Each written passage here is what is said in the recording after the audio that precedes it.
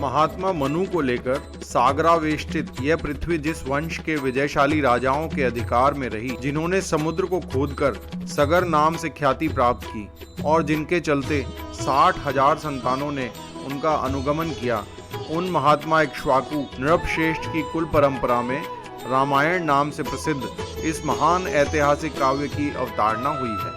अब हम अर्थ धर्मदायक इस कथा का आदि से अंत तक गान करेंगे। आप लोग निंदा त्याग भाव से एकाग्रचित हो श्रवण कीजिए। सरजू के तट पर धन धान्य से पूर्ण, आनंद कोलाहल पूर्ण कौशल नाम का एक देश है, जिसकी राजधानी अयोध्या संसार में प्रसिद्ध है। उस पुरी को मानवेंद्र राजा मनु ने बसाई थी, जिसकी लंबाई 12 योजन और चौड़ाई 3 योजन है तथा जो बड़ी ही दर्शनीय है।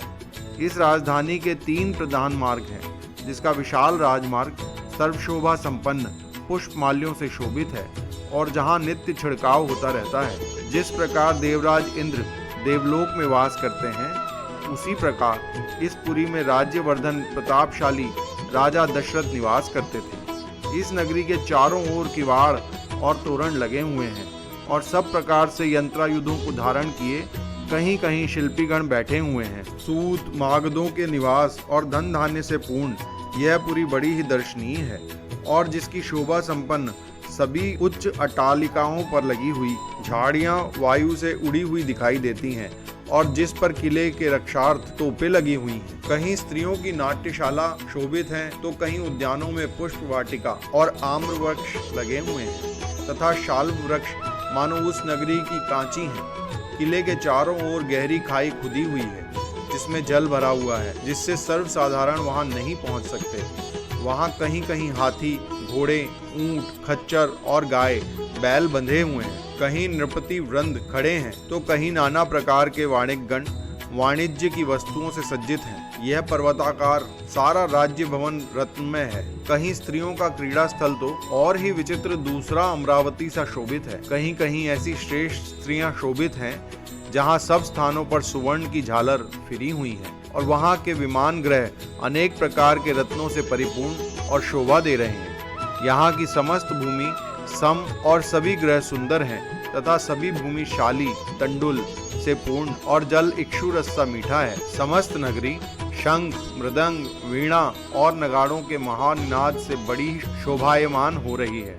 इसी से सिद्ध पुरुष इस स्थान को तपोयुक्त जान विमानवत आश्रित हैं और यहाँ श्रेष्ठ पुरुषगण सुंदर वेश धारण किए सर्वदा शोभित हैं। जहाँ पिता पुत्र रहित निसहाय और शत्रु भयभीत भगेड़ों को सहायता प्राप्त होती है और जहाँ हस्त लागवी चतुर शब्द भेदी सहस्त्रों वीर जो मतवाले शब्द करते हुए सिंहों, व्याघ्रों और सूकरों को वन में तीक्ष्ण अस्त्रों और बाहुबल से मार डालने वाले हैं, ऐसे अगणित महारथियों से जो नगरी सर्वदा रक्षित है, ऐसी पुरी में राजा दशरथ वास करते थे, जिसमें साग्निक, गुणज्ञ, वेद वेदांग के ज्ञाता और षडंग ज्ञाता, सत्यपरायण, सहस्त्रदाता, महर्षियों के समान कितने ही ऋषि और ब्राह्मण निवास करते हैं। उस अयोध्या में महाराज दशरथ नाम से एक राजा हुए, जो वेद सर्व संग्रही, दीर्घदर्शी, महातेजस्वी, नगर और प्रांत की प्रजा के प्रिय थे। वे अतिरथी, यज्ञ करने वाले, धर्मपरायण, जितेंद्रिय, महर्षियों के समान गुण वाले तथा कुबेर के समान धनी थे। जैसे महातेजस्वी मनु जी लोक रक्षक हैं, वैसे ही महाराज दशरथ भी प्रजा के रक्षक थे। महाराज दशरथ अर्थ, धर्म, काम की सेवा करते हुए अयोध्या का पालन वैसे ही करते थे जैसे अमरावती, अमरनाथ इंद्र से रक्षित होती है। उनके राज्य में नगर की प्रजा धर्मपरायण, शास्त्रविद, लोभ रहित, सत्यवादी और अपने अपने धन से संतुष्ट रहने वाली थी। सभी आवश्यकता अनुसार उत्तमोत्तम द्रव्य संग्रह कर रखते तथा घर घर में गौ, घोड़े और धन धान्य संचित रहता था। उनके शासन काल में सबकी अभिलाषाएं पूर्ण होती थी। वहाँ कोई कामी, कृपण, क्रूर, मूर्ख अथवा नास्तिक पुरुष देखने को भी न मिलता था। वहाँ के स्त्री और पुरुष सभी धर्मात्मा, संयमी, सदा प्रसन्न रहने वाले तथा शील और सदाचारी की दृष्टि से महर्षियों की भांति विशुद्ध थे। सभी कुंडल, किरीट और माल्यधारी, पवित्र भोजी और इत्र सुगंधित तथा चंदन चर्चित रहा करते थे और इनसे रहित कोई न था। न कोई ऐसा करता था कि जो सुंदर भोजन न करता हो तथा दाता न हो। सभी कंठा, बाजू, कंकण आदि पहनते थे। सभी पवित्र अंतःकरण वाले थे। ऐसा कोई न था अग्निहोत्र और बलि वैष्णोदेव ना करता हो। सभी यज्ञ दीक्षित थे। कोई भी नीच, चोर, दुष्चरित्र और वर्णशंकर नहीं था। ब्राह्मण इंद्रिय जीत, आत्मकर्मठ, दान, ध्यान परायण और प्रतिग्रह दान नहीं लेता था। नास्तिक, मिथ्याभाषी, अल्प पढ़ा हुआ, निंदक, व्रतादिहीन और मूर्ख कोई भी न था। सभी षडंग वेद पाठी थे। कोई भी व्रत रहित, अल्पज्ञ, दरिद्र, विक्षिप्ति अथवा व्यथित न था। स्त्री पुरुष कोई भी कुरूप दिखाई न पड़ता था। कोई भी राजभक्ति के विरुद्ध न था। अयोध्या में ऐसे ही पुरुष वास करते थे। ब्राह्मण आदि चारों वर्ण के लोग देवता और अतिथि की पूजा करते थे। सभी कृतज्ञ, दाता, शूर और पराक्रमी थे। सभी मनुष्य दीर्घायु और सत्य धर्मावलंबी थे।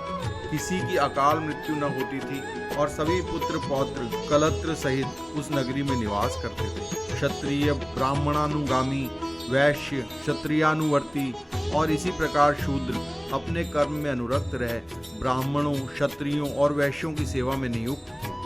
बुद्धिमान प्रजापति मनु के समान ही इक्ष्वाकुनाथ दशरथ जी इस राजधानी के शासक थे। जैसे सिंहों द्वारा पर्वतों की गुफाएं पूर्ण हो जाती हैं, वैसे ही यह राजधानी धनुर्विद्या पारदर्शी वीर से परिपूर्ण थी। इस पुरी में कंबोज और ब्रह्मीक जाति के घोड़े भरे रहते थे तथा यह वायानुदेश के समीपवर्ती देश के उच्चे श्रवा के समान अश्वों से पूर्ण रहा करती थी। इसी प्रकार विंध्य पर्वत के उत्पन्न, हिमालयोत्पन्न पर्वताकार बड़े ही बली मध्य कुंजरों से अयोध्या पूर्णतः रक्षित रहती थी। साथ ही ऐरावत, महापद्म कुल के अंजन और वामन वंश के हस्तियों सहित भद्रमंद्र, मृगभद्र, भद्रमृग और मृगमंद नामक हस्तियों से यह पूरी आच्छादित रहा करती थी।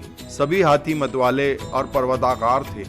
ऐसे हाथियों से यह सर्वथा ही पूर्ण रहा करती थी। यहाँ कोई युद्ध करने नहीं आता था।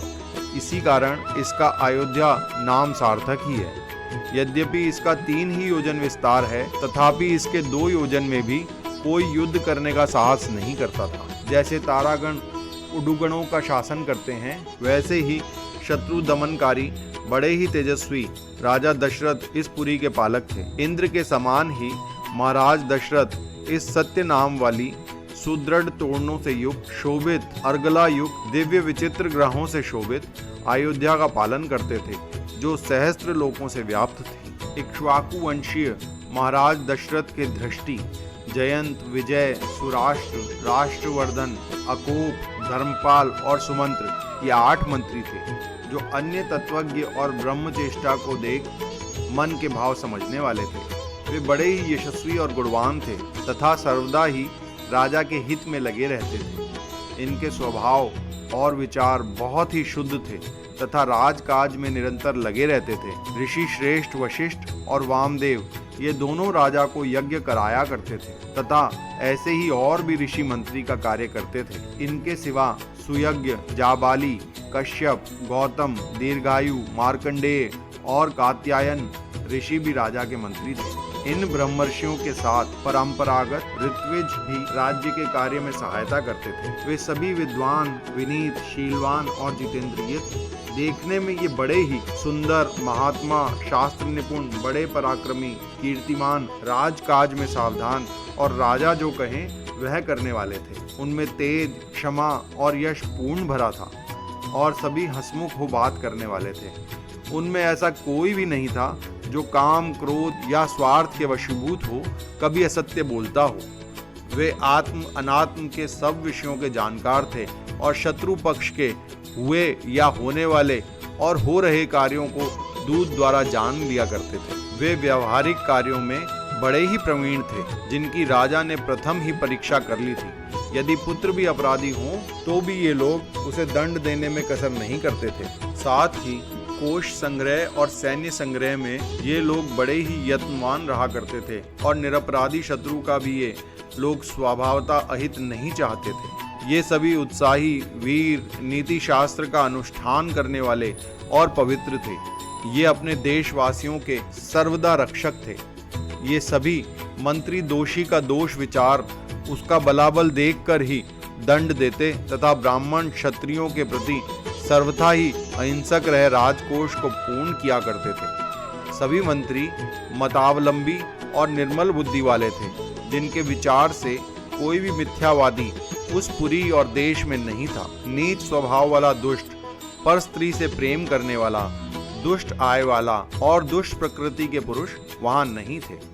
नगर में सर्वत्र शांति विराजमान थी। सभी मंत्री श्रेष्ठवर्ती और राजा के हितैषी थे। वे सर्वदा न्याय शास्त्रानुसार ही कार्य किया करते थे। गुरुजनों के गुणग्राही और स्वविक्रम प्रभाव से विख्यात थे, जिन्हें अन्य देशों की घटनाएं याद रहती थी और सर्वत्र जिनकी बुद्धिमत्ता की प्रसिद्धि थी। यद्यपि ये अनेक गुणों से अच्छे पंडित थे, तथापि सत्व रज तम इन तीनों गुणों में कभी हीन न पड़ते थे। जैसे ये संधि और विग्रह में निपुण थे, वैसे ही बड़े व्यवहार कुशल भी थे। इनमें जैसे प्रबल गुण मंत्रणा शक्ति थी, वैसी ही सूक्ष्म बुद्धि भी थी। ये सभी नीति शास्त्रज्ञ और सर्वदा प्रिय भाषी थे। इस प्रकार के गुणज्ञ मंत्रियों के साथ रहकर निष्पाप राजा दशरथ पृथ्वी का पालन करते थे। उन्होंने दूतों के मुख से पर राष्ट्रों का तत्व जानकर धर्मानुसार प्रजा पालन करते हुए अधर्म को तिलांजलि दे दी थी। उनकी दानशीलता त्रैलोक्य प्रसिद्ध थी तथा युद्धों में वह अपनी प्रतिज्ञा सत्य करते थे। इस प्रकार वह पुरुष सिंह पृथ्वी शासक थे। जैसे इंद्र देवलोक के शासक हैं, वैसे ही उन्होंने सारे जगत का राज्य किया था। जिन्होंने अपने समान किसी अधिक बलवान शत्रु का मुख भी न देखा था। जैसे उनके मित्र प्रबल थे, वैसे ही उनके अधीनस्थ राजा भी उन्हें नमन करते थे। उनका राज्य सर्वथा ही निष्कंटक था। किरणमाला मंडित उदित सूर्य के समान ही वे अपने मंत्र जानने में निपुण, परहितकारी, अनुरागी, सूक्ष्मदर्शी और सामर्थ्यशाली मंत्रियों सहित परम शोभा को प्राप्त